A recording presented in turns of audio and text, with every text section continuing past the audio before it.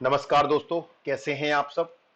मैं डॉक्टर सोनवीर सिंह राजकीय पॉलिटेक्निक जानसठ मुजफ्फरनगर से आज के सेशन में आप सभी का स्वागत करता हूं। दोस्तों, वायरलेस एंड मोबाइल कम्युनिकेशन विषय के अंतर्गत चैप्टर 6 में हम डिजिटल एंड डेटा कम्युनिकेशन का अध्ययन कर रहे थे, जिसमें हमने लास्ट सेशन में टीसीपी आईपी मॉडल का अध्ययन किया था। आज के सेशन में हम डिस्कस करेंगे connection oriented and connectionless services. ठीक है, कनेक्शन ओरिएंटेड जो कनेक्शन के साथ सर्विसेज कौन सी होती है, बिना कनेक्शन की सर्विसेज कौन सी हैं। उसके साथ साथ हम design issues of data link layer, data link layer के साथ में डिजाइन करते वक्त क्या क्या इश्यूज आते हैं उनको भी हम इसमें डिस्कस करेंगे। जो भी स्टूडेंट आज चैनल से पहली बार जुड़े हैं उनसे निवेदन है, कृपया चैनल को सब्सक्राइब कर लीजिए और नीचे बने बेल आइकन्स को क्लिक कर लीजिए, जिससे आपको लेटेस्ट अपडेट्स और नोटिफिकेशंस प्राप्त होते रहें। सो सबसे पहले let start with the connection oriented and connectionless services. क्या होती हैं? These are the two services given by the layers to layer above them. ठीक है, यानी दो सर्विसेज हैं ये। दीज सर्विसेज आर कौन कौन सी? कनेक्शन ओरिएंटेड सर्विसेज, ठीक है, यानी जिसमें कनेक्शन होता है, एक फिजिकल कनेक्शन जिसमें स्टैब्लिश होता है, और एक कनेक्शन लेस सर्विसेज है। ठीक है, connection oriented and connection less. अब सबसे पहले देखते हैं कनेक्शन ओरिएंटेड सर्विसेज क्या होती हैं। There is a sequence of operation to be followed by the user of connection oriented services. यानी कि जब भी हमें कनेक्शन ओरिएंटेड सर्विस लेनी होती है तो उसके लिए यूजर को एक सीक्वेंस ऑफ ऑपरेशंस है वो फॉलो करना पड़ता है, तभी आप को जो है कनेक्शन सर्विस मिलना पाती है। सपोज आप अपने घर में कोई डिश टीवी का कनेक्शन लेना चाह रहे हैं, या आप अपने घर में कोई इलेक्ट्रिसिटी का कनेक्शन लेना चाह रहे हैं, तो वो भी एक कनेक्शन है। ठीक है, तो कनेक्शन ओरिएंटेड सर्विसेज में क्या, जब आप कनेक्शन ले रहे हैं तो उसके लिए आपको there is a sequence of operation कि सबसे पहले आप एक फॉर्म फिलअप करेंगे अपने घर पर कनेक्शन लेने के लिए, फिर उसमें आपके घर पे एक इंस्पेक्शन होगा, आपका लोड कितना है, देन आपके फॉर्म की जांच होगी, फिर आप उसकी एक अप्रोप्रिएट फीस होगी, वो फीस जमा करेंगे, सिक्योरिटी जमा करेंगे, देन वो वहां पर आपके आगे कनेक्शन कलेक्ट करेंगे। तो that means there is a sequence of operation. क्या क्या ऑपरेशन होते हैं? कनेक्शन इज इस्टेब्लिश्ड, पहले कनेक्शन इस्टेब्लिश्ड होगा, देन इंफॉर्मेशन इज सेंट। ठीक है, अब हम ये कम्युनिकेशन बात करें, वो हमने जनरल बात करी थी आपसे। कनेक्शन पहले तो दोनों दो डिवाइसों के बीच में कनेक्शन इस्टेब्लिश होगा, देन उसमें फिर इंफॉर्मेशन भेजी जाएगी, कनेक्शन इज रिलीज, उसके बाद कनेक्शन अलग होगा। तो कनेक्शन का ज्वाइन होना, इंफॉर्मेशन का आदान प्रदान होना और कनेक्शन का रिलीज होना। ठीक है, ये तीन एक्शन उसमें कनेक्शन ओरिएंटेड सर्विस में होते हैं। In connection oriented services we have to establish a connection before starting the communication. यानी कम्युनिकेशन स्टार्ट होने से पहले हमें एक कनेक्शन इस्टेब्लिश करना होता है इन कनेक्शन ओरिएंटेड सर्विसेज में। ठीक है, देन व्हेन कभी जैसे आप देख लिया होगा, अक्सर देखा होगा आपने, जब हम मोबाइल फोन पे बात करते हैं, तो मैंने पहले भी इसका एक एग्जांपल दिया था कि जब हम मोबाइल फोन बात करते हो तो सबसे पहले आपको अपने कम्युनिकेशन को स्टार्ट करने से पहले आप अब जिससे को भी आपने कॉल किया उसे कनेक्शन का एक इस्टेब्लिश करते हैं।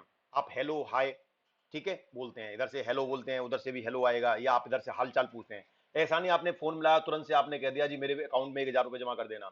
ऐसा तो नहीं होता ना, कि आपका काम, आप जो भी कम्युनिकेशन है वो बाद में करते हैं, पहले आप एक तरह से कनेक्शन इस्टेब्लिश करते हैं। ठीक है, और कम्युनिकेशन करने के लिए एक प्लेटफॉर्म तैयार करते हैं। पहले हालचाल पूछेंगे, हेलो बोलेंगे, हालचाल पूछेंगे, घर के हालचाल कैसे हैं, ठीक है, और थोड़ी देर की बातें करेंगे, देन आप पॉइंट पर आएंगे, तब अपना कम्युनिकेशन करें। तो इसी तरह से कनेक्शन ओरिएंटेड सर्विसेज में कम्युनिकेशन से पहले उनमें कनेक्शन इस्टेब्लिश होता है।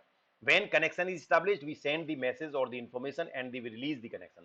जब कनेक्शन इस्टेब्लिश हो जाता है तो हम उसमें इंफॉर्मेशन को भेजते हैं, मैसेज भेजते हैं, इंफॉर्मेशन भेजते हैं, और जब ये काम कंप्लीट हो जाता है कम्युनिकेशन का, देन कनेक्शन को हम रिलीज कर देते हैं। जैसे आप मोबाइल पे बात करते हैं, जब आपकी बात खत्म हो जाती है तो आप बोलते हैं ओके बाय, फिर मिलेंगे, ठीक है, या बाद में बात करते हैं। ठीक है, तो ये आप इस तरह से करते हैं। इसी तरह से यहां पर भी ऐसा होता है, connection oriented services more reliable than connectionless services.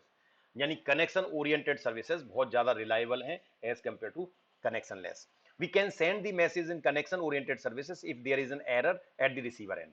ठीक है, यानी अगर रिसीवर एंड पे कोई एरर है तो we can send the message in connection oriented service. हम कनेक्शन ओरिएंटेड सर्विसेज में हम मैसेज भेज सकते हैं, ठीक है, अगर रिसीवर एंड पे कोई प्रॉब्लम है फिर भी।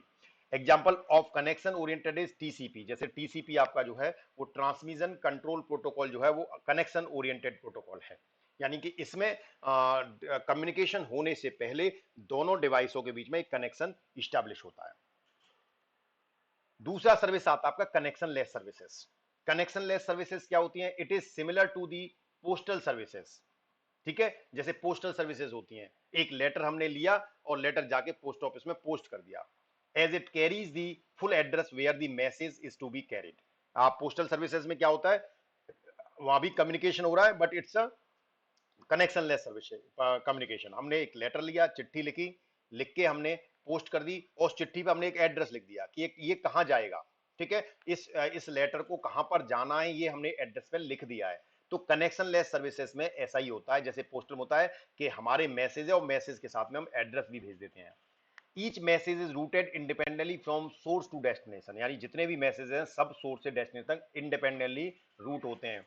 The order of message sent can be different from the order received. ठीक है, तो जो ऑर्डर मैसेज का है, ठीक है, the order of the message sent can be different from the order received, यानी जिस ऑर्डर में जिस क्रम में मैसेजेस भेजे गए हैं वो जब रिसीव होते हैं तो उनका क्रम जो है वो चेंज हो जाता है, डिफरेंट क्रम में हो सकते हैं। जैसे आपने यहाँ से 10 लेटर आपने पोस्ट किए एक साथ और सभी का डिफरेंट डिफरेंट एड्रेस था, तो ऐसा नहीं है कि आपने जो पहले नंबर पे किया वो जाके पहले नंबर पर ही रिसीव होगा, ऐसा नहीं है, उनका ऑर्डर चेंज हो जाता है। ठीक है, in connectionless, the data is transferred in one direction from source to destination without checking that destination is still there or not, or if it is prepared to accept the message। यानी कि connectionless में क्या है, connectionless में जो data transfer किया जाता है वो केवल वन डायरेक्शन होता है, यानी सोर्स से डेटा को डेस्टिनेशन पर ट्रांसफर कर दिया जाता है बिना ये जाने हुए कि जहां पर हम भेज रहे हैं वो व्यक्ति वहां पर है भी कि नहीं है। ठीक है, कहीं ऐसा तो नहीं वो नहीं हो वहां पर, ही इज प्रेजेंट देयर और नॉट, और वो उस लेटर को एक्सेप्ट करेगा कि नहीं करेगा। कभी कभी आपने भी देखा होगा कि आप कोई भी लेटर भेजते हैं और सपोज करा आपने कहीं डाला और जिस एड्रेस पे आपने भेजा उस एड्रेस पे वो व्यक्ति है ही नहीं, ठीक है, या वो था और उसने उसे एक्सेप्ट नहीं किया, मना कर दिया लेने से, तो इस तरह की यानी एक तरह से वन डायरेक्शन कम्युनिकेशन है। ठीक है, लेकिन जब आप मोबाइल पर बात करते हैं तो वहां तो नहीं होता ऐसा, सामने वाले ने ऐसा तो नहीं कि वो मना कर देता है कि आपने जो भेजा मैं नहीं सुनूंगा। ठीक है ना, तो authentication is not needed in this. तो जो कनेक्शन लेस सर्विसेज है उसमें ऑथेंटिकेशन की आवश्यकता नहीं होती। कनेक्शन लेस सर्विसेज में अभी हमने आपको याद होगा यूडीपी बताया था, यूजर डेटाग्राम प्रोटोकॉल। तो जो टीसीपी प्रोटोकॉल है वो कनेक्शन ओरिएंटेड है और जो यूडीपी प्रोटोकॉल है वो आपका कनेक्शन लेस प्रोटोकॉल है। Fine. In connection-oriented services, authentication is needed, while connection-less services does not need any authentication। यानी connection-less services में आपको किसी भी तरह के authentication की आवश्यकता नहीं है, जबकि connection-oriented में इसकी आवश्यकता होती थी।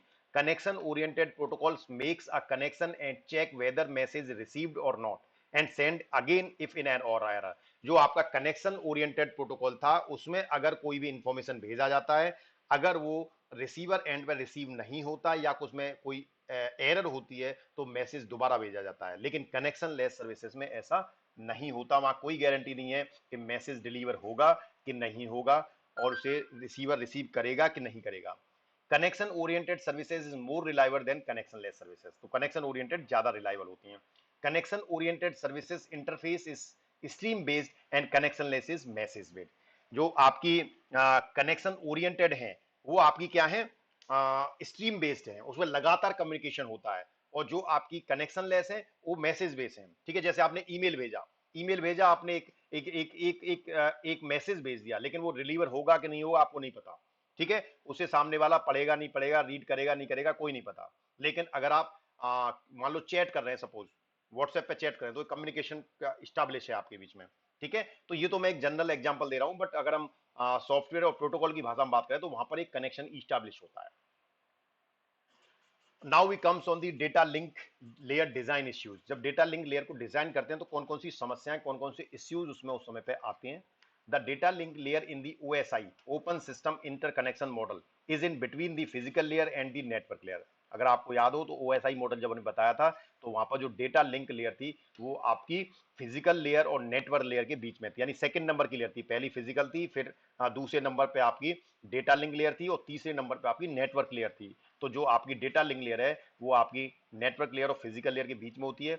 This layer convert the raw transmission facility provided by the physical layer to a reliable and error free link. और डेटा लिंक लेयर का काम है कि जो भी रॉ मटेरियल, जो भी रॉ कम्युनिकेशन और रॉ डेटा जो आपकी फिजिकल लेयर ने प्रोवाइड किया है, उस रॉ डेटा लेयर, उस रॉ डेटा को और ये जो है कन्वर्ट करता है raw transmission layer, convert the raw transmission facility provided by the physical layer to are reliable, यानी रॉ ट्रांसमिशन से एक रिलायबल ट्रांसमिशन और एरर फ्री लिंक प्रोवाइड करता है।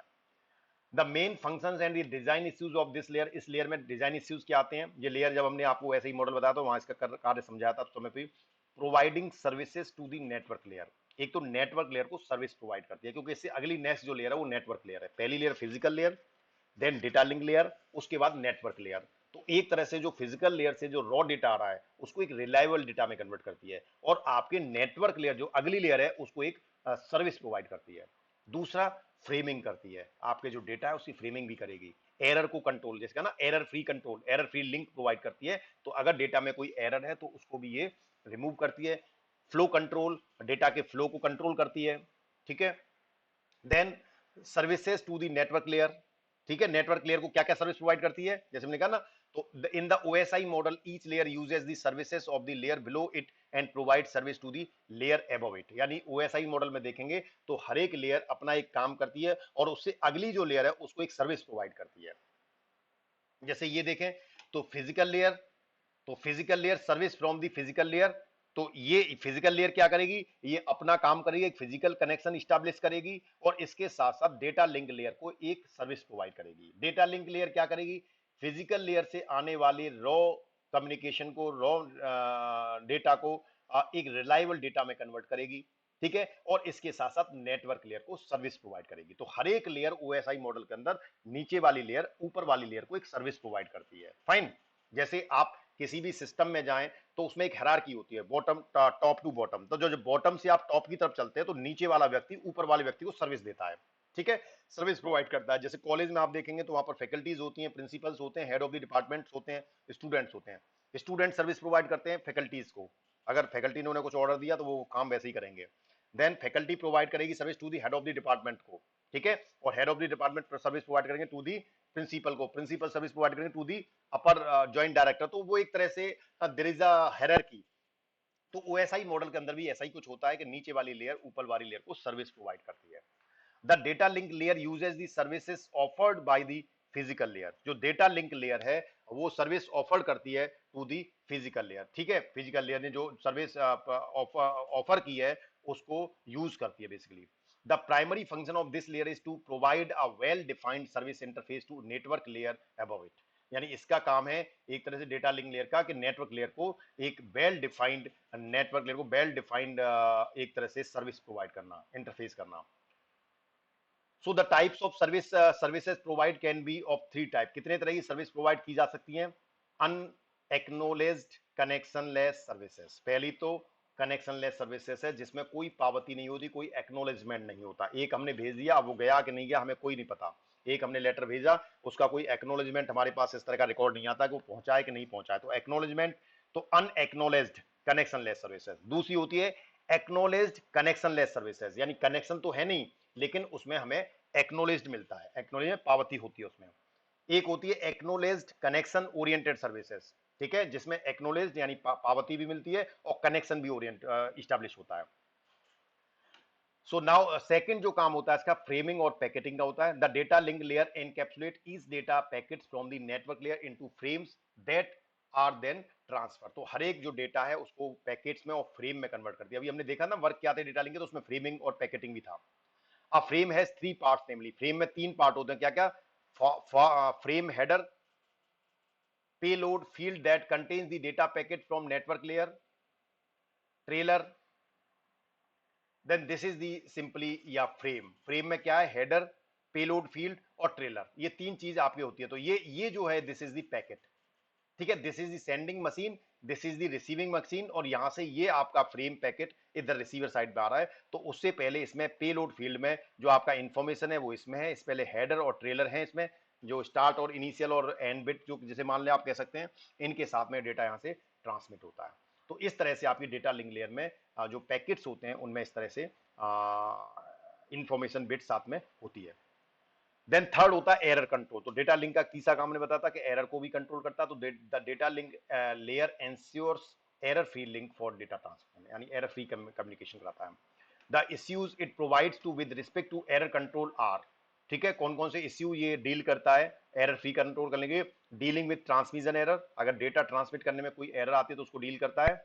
Sending acknowledgement frames in reliable connection, जो reliable connection है acknowledgement के साथ में जो रिलायबल कनेक्शन है उसको ये एक्नोलेजमेंट भी भेजता है साथ में। रीट्रांसमिटिंग लॉस्ट फ्रेम, जो फ्रेम लॉस हो जाते हैं उनको ये दोबारा से भेजता है। Identifying duplicate frame and deleting them, अगर कोई फ्रेम डुप्लीकेट हैं रिपीट हो गए तो उनको ये डिलीट भी मारता है।